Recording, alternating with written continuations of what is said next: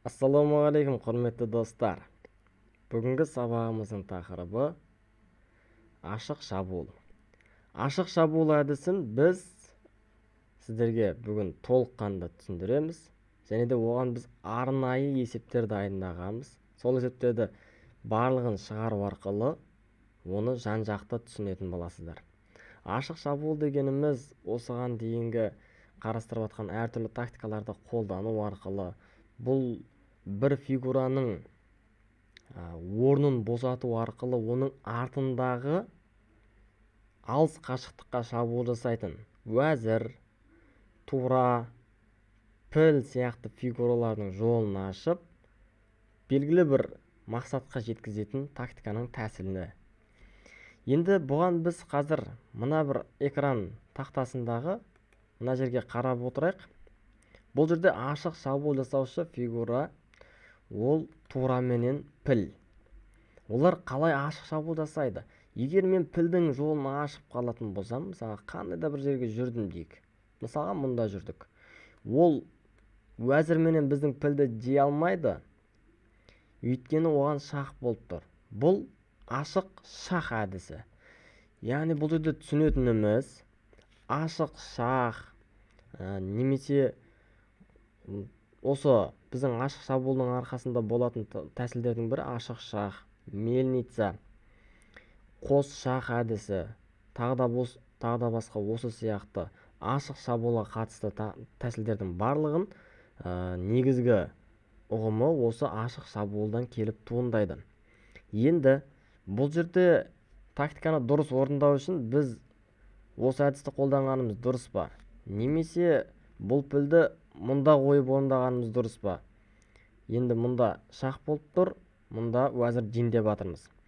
Бұл жерде ашық шах әдісі болып тұр. Яғни ашық шабуыл әдісінің ішіндегі ашық шах тактикасы. Бұл тактикада біз дұрыс болмайды екен, себебі біздің тураны тура жейді. Біз оның уәзірін десек, әрине тураға қарсы піл мықтылық жасай алмайды. Сондықтан бұл жерде ойынды тең аяқтаймыз, немесе қаралардың басымдылығына әкеліп соқтырады.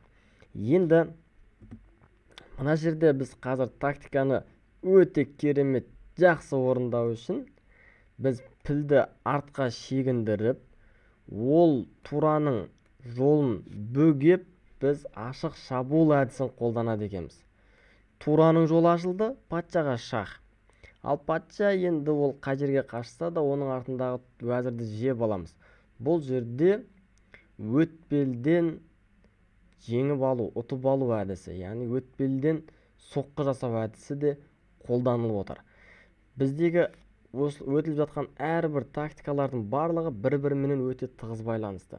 Яғни бір тәсілді қолдану арқылы екінші тәсілді де меңгеріп, оны да қолданып, осындай өте күшті комбинациялар жасайсыздар. Енді патша қай жерге қашса да біз оның уәзірін жеп аламыз. Енді ары қарай ойынды дұрыс ойнайтын болсақ, міндетті түрде ақтар менен ұтысқа жетеміз. Енді ойын кезінде, шахмат ойыны кезінде бұл тәсілдерді қалай қолдануға болады? Мысалға, мен қазір ойналған бір дебюттен, партиядан көрсетейін. Көбінесе біздің балалар патшаның алдындағы сарбазды жүргенді ойнағысы келеді. Немесе менің өзім де осы патшаның алдындағы сарбазды жүріп бастап ойнағанды жөн көремін. Кейбір ойыншылар бұған әртүрлі қорғаныстар жасайды. Мысалға, біреуі Сицилиян қорғанысы, мына жерде скандинав қорғанысы, немесе қорғаныс Карокан қорғанысы, немесе ары қарай, яғни Е4 жүрісіндегі сарбазға Е5 жүрісіндегі сарбаз арқылы ақтардың әрбір шабуылына қаралар жауап беру арқылы. Енді мына жерде кейбір ойыншылар патшаның алдындағы сарбазды бір рет жүреді. Осы моментте біз не істейміз? Екінші ақтарда негізгі теория бойынша ортадағы алаңды басып алу үшін тиісті сарбаздарды ортаға әкеледі. Енді қаралардың идеясы қандай? Қаралар бұл жерде орталықты уәзірдің алдындағы сарбазбенен бұзу үшін d5 шаршысына сарбазды жүреді, және де оны патшаның алдындағы сарбазбенен қорғап орталық алаңды сол д5 шаршы алаң арқылы басқарғысы келеді. Енді бұл жерде әртүрлі жолдарға бөлініп кетеді. Кейбір ойындарда бұны жейді, кейбір ойындарда бұны атпенен қорғайды, немесе оны пілменен қорғайды. Әртүрлі ойын өрнектері жүріп жатады. Енді бұл жерде егер бұны жейтін болса, немесе мына орталық алаңдар ашылатын болса, ол кезде тәсілдер көбейіп кетеді. Сондықтан кейбір ойыншылар бұны жабық тәсіл, яғни ортада ешқандай сарбаздарды ашпайды, жабық әдісті қолданып сарбазды алдыға қарай өткізіп жібереді. Осы кезде қаралар С5 шаршысына сарбазды жүріп, Д4-тегі ортадағы сарбаздарына ақтардың қауіп төндіргісі келеді. Ақтар бұл алаңды бергісі келмейді, сарбазбенен қорғайды.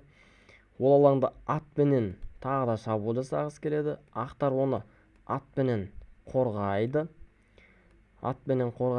Бұл кезде қаралардың өте қулық әдістерінің бірі уәзірменен Б6 алаңына келіп, 2 нүктеге шабуыл жасау. Қарап отыратын болсақ, мұны пілменен қорғайын десе, Б2 алаңына шабуыл жасап отыр. Және Д4 алаңына уәзір екі жаққа қарай бірдей соққы жасағысы келеді. Енді ақтарда осы жерде бір өте қулық әдістердің бірі бар. Қандай дейсіздер ме? Бұл жерде пілді алып барып Д3 алаңына келіп қояды дағыны, қаралардың жүрісін күтеді. Не істейді екен? Бұл яғни тұзаққа түсіру әдісі.